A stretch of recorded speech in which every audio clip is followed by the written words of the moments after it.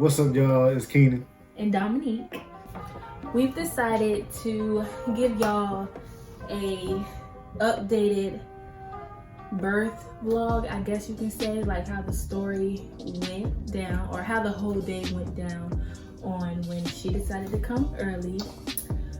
Based off of my last video I posted, I know I stopped posting videos. I did that one video and stopped, but I stopped because it was after I posted that video, it was a lot going on after that. You remember when she got sick? Yeah, so after I posted that video, she started getting sick. It was like her breathing was going down. She couldn't really breathe on her own anymore, so she had to get back on tubes. They were doing a lot of tests on her, running tests. They thought she had COVID. So,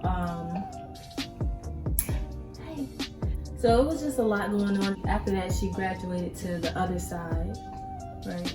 Mm-hmm. After she graduated to the other side, things were like picking up like fast. I had to teach her how to drink out of the bottle by herself. She had no more tubes. She had no more tubes, so she had to learn how to, you know, breathe on her own without, it was like, they had like a, what was it, like a bell or something, every time her oxygen level went down. And it was to the point to where like, when it was time for her to go, she had to get evaluated. And basically you have to go 7 days without that bell going down, and that bell indicates her oxygen levels. So basically she had to not have her oxygen levels go down low for a full 7 days, and she'll be able to go home. How many times did they bump her down? They bumped her down like 4 or 5 times. She would get to like the 4th day, 5th day, and have to start all the way over a whole nother 7 days. So I think, you know, she would have been home earlier than March, but because of that, she had really bad reflux, which is like when she drank her milk, she would throw up, but the milk would come out her nose, making her not be able to breathe. But eventually she got it, and she came home March 5th, and okay, so I guess we'll just get right into this birth story on how she decided to come here. It started, she came on a Sunday, but I want to say I started feeling things on a Friday. And it was me and my friend, and we were sitting in the house, chilling, and I went to go use the bathroom. And when I wiped myself, I know it's too much information, I thought, well, at the time, I thought I had seen my mucus plug, but at the time, I really couldn't tell if that was my mucus plug or not. I thought it was just like, you know, pregnancy discharge, regular pregnancy discharge or whatever. So I didn't feel any cramps when I saw that I had this mucus plug come out. So I really didn't pay no attention to it until like later on that night. I felt pressure, but it was like normal pressure that you feel throughout the whole pregnancy. Y'all know that pressure y'all feel. It's normal pressure. So I really didn't think nothing of it. And then Saturday came, and I went to my mom's house, and she was not roasting hot dogs.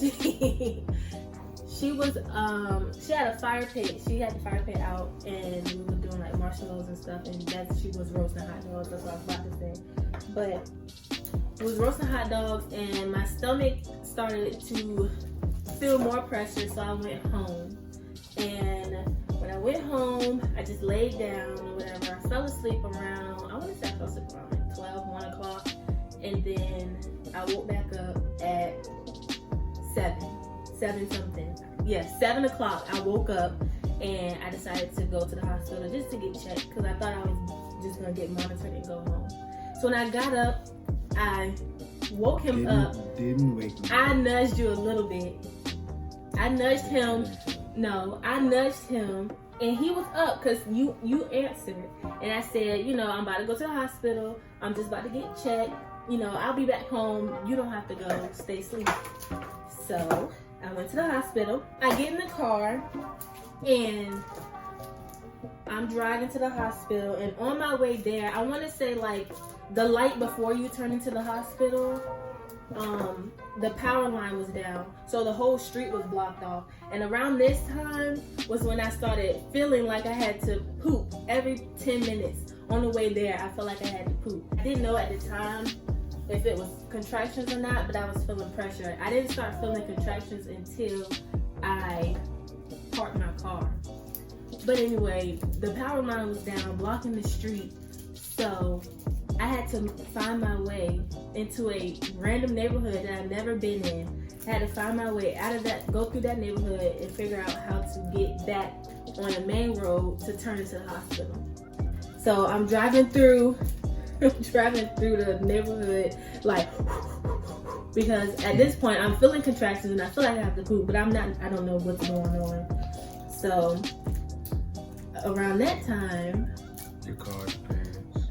No, I didn't call my parents. I called my parents after I got to the hospital. So around that time, when I pulled up at the hospital, I get out the car and I'm waddling because at this point I know I'm feeling contractions. So I get up to the main door at the hospital and I tell them, I think I'm having contractions. I don't know, but it's starting to hurt. So they roll me up to labor and delivery and I tell the ladies and she's like, oh, okay, we'll just put you in a room. It's fine. They didn't take it serious because of how calm I was, because I was feeling the contractions, but they wasn't like, that bad. And I wasn't like, I didn't know if I was in labor or not. So they hooked me up to the machine, how they monitor your contractions, whatever. And she looked at me, she was like, you don't feel that? And I said, no, I don't feel nothing. And she's like, you're having a really strong contraction right now. You should really feel that. And I'm like, I feel a little pressure, but that's it. I'm not feeling like, a strong contraction. So then another doctor comes in and she checks my cervix. She sticks her fingers up me and she checks my cervix and she looks at me and she says, you're in preterm labor and you're about to have this baby today. She might not make it, so just prepare yourself. Like, literally, she said all that so quick and just like, you having this baby, she might not make it, prepare yourself, call your parents, call the father, call everybody that you need to call. So at this point, I'm like, okay, can't panic, but I need to call my parents. So, first person I called was Keenan. He didn't answer the phone. I'm dead. He in the house, knocked out sleep. Like when I tell you, I called him, text him, no answer. Knocked out sleep. So then I called my parents. I told my mom. She burst out crying, like when I say burst out crying, like screaming on the phone, crying. And she told my dad to go to my house to bang on the door to wake him up. And then, all I know is I hear a bang, like 4 or 5 bangs, then the doorbell. Then all of a sudden, I'm like, okay, I wake up. She's not beside me. So I'm like, okay. And I ain't even decided to look at my phone yet. So I go to the door and then Dad was like, hey man, she about to have that baby. Like, okay. So I go to the room, quickly put on some clothes. He was naked. She called me. She was calling me while getting ready. She said she needed me to come up there. I immediately hung up the phone and said I'm on my way. And then the whole way there, I was quiet. Like I was quiet. I did not know what to think. So then, only time when I spoke is when we tried to go around the roadblock. Yeah, the same roadblock that I hit on the way to the hospital, they hit it too. So then they had to maneuver. Did y'all go through a neighborhood? Yeah, we went through a neighborhood. Yeah, y'all probably went through the same neighborhood that I went to. Because I don't know where you went. But I don't know where I went, but I was trying to get through. So yeah, after I called them, I want to say, I forgot to mention, when she checked me, I was 5 centimeters dilated. That's why she said, she was like, you about to have this baby, you're 5 centimeters dilated. So as soon as I got there. Yeah, they got there like 30 minutes later. I want to say 30 minutes later. He got there and she checked me again when he got there. And I was 10 centimeters dilated. So they had to, prep me. Basically, I had to have a C-section. So I had to get an epidural. And oh my gosh, the epidural was, not the epidural. I had to get a catheter. The catheter was the worst. I want to say the catheter was the worst part of the whole birth experience. That catheter was painful. It was like excruciating pain. Like literally, I had one nurse on this side, one nurse on the other side, and I had both of their hands, and I was screaming to the top of my lungs like I was actually giving birth. And that, it hurt so bad. So I think that was like the worst part of the whole thing, honestly. The whole time, she a G though. The whole time she was in the delivery room, she wasn't doing anything but just sitting there looking at me, talking. Yeah, during the just talking during the C-section. The C-section. Yeah, I didn't feel nothing. Doing everything, she was just sitting there talking to me, making sure Aliyah was okay. I didn't look over the cake. Yeah, so when I was getting my C-section, after they gave me the epidural and I was getting my C-section, Keenan was sitting beside me and I was just laying there talking to him. I didn't feel nothing. I didn't feel when they cut me or anything like that. All I remember is them telling me, what is you? What? No. No. All I remember them telling me is listen for her to cry and you'll know that she's okay.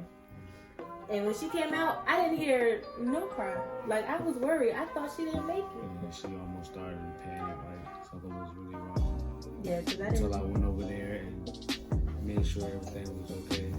Put it all on video and everything. Yep, took pictures and stuff. So I delivered at Chesapeake General, and they didn't have any room for her in their NICU at their hospital, so she had to be transferred to Princess Anne. You know the distance between Greenbrier Mall and Lynn Haven Mall, then you know that that's a drive. And that's how far she had to drive. She weighed 1 pound, 14 ounces. You were born 7 days after my birthday. Yes, she was born 7 days after his birthday, so her due date was March 25th. What? Her due date was March 25th, but she was born December 13th. Yeah, a whole week after his birthday. So yeah, after she was born, honestly, it really didn't hit me about the whole process of a preemie and the whole NICU experience. It really didn't hit me like when I was in the hospital and stuff.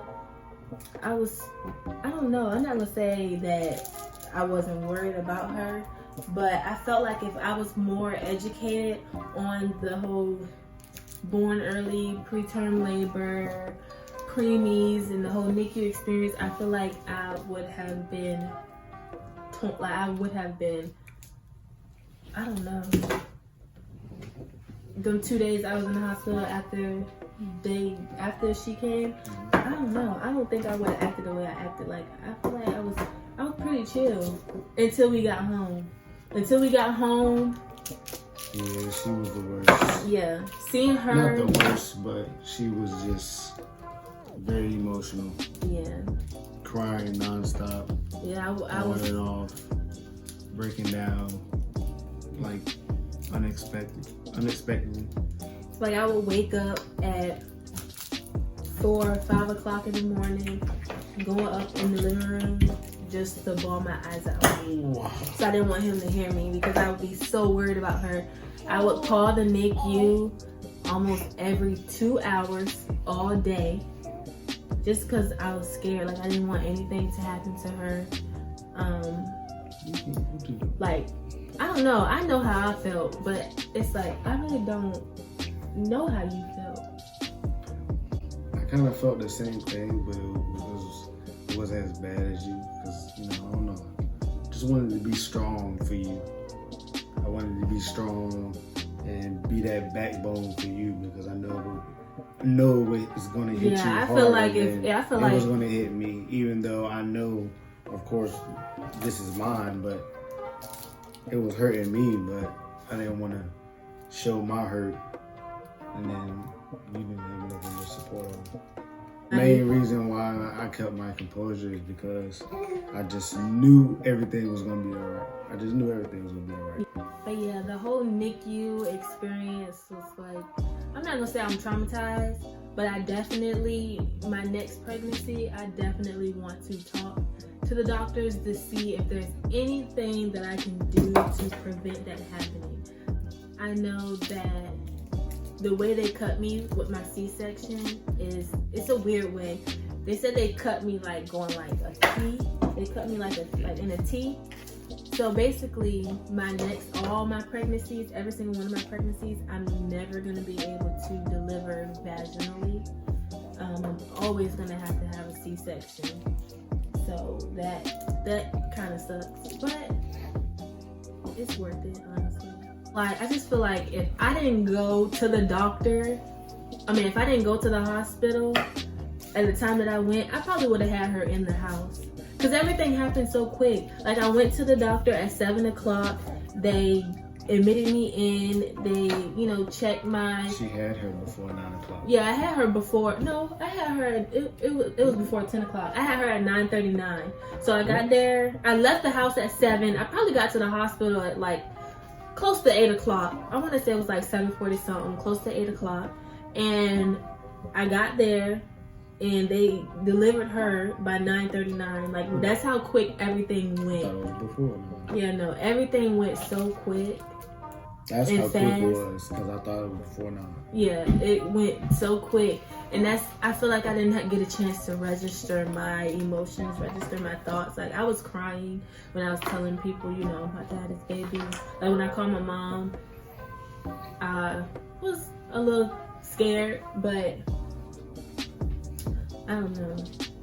So 9 months later, here she is. She spent 82 days in the NICU. 9 months later, here she is. Her weight and her height and all that, we go based off of her due date. We go based off of if she was born March 25th. We don't go based off of her being born December 13th. So her development, she's supposed to be developing as if she was born March 25th. So she's 9 months, but she's a tiny little thing, and she just learned how to, sit up on her own. She's rolling over. She's not really, trying to walk or standing up or anything like that. So yeah, she's like just 3 months behind. But they said once she turns 1 or 2, then she should be caught up. So the doctor said she's supposed to be doing what? 4.5, 5-month-old things, and she's... now she'll be 5. Yeah, now she'll be 5 months. But they said that she's working on a 6-month level, so she's doing really good. But yeah, I know this video should have been posted, but I've been taking my time, enjoying being a mom, getting used to mommyhood. Hey. So, now I'm getting the gist of it, and I'm ready to make videos, honestly. So be on the lookout for more videos. We have a lot more to come. Please subscribe to our channel. Please. Make sure you like, subscribe, and comment to the channel. Thank you so much for watching this video. Marlis, you want to say bye? You want me? Okay, she's done. Me too. Bye.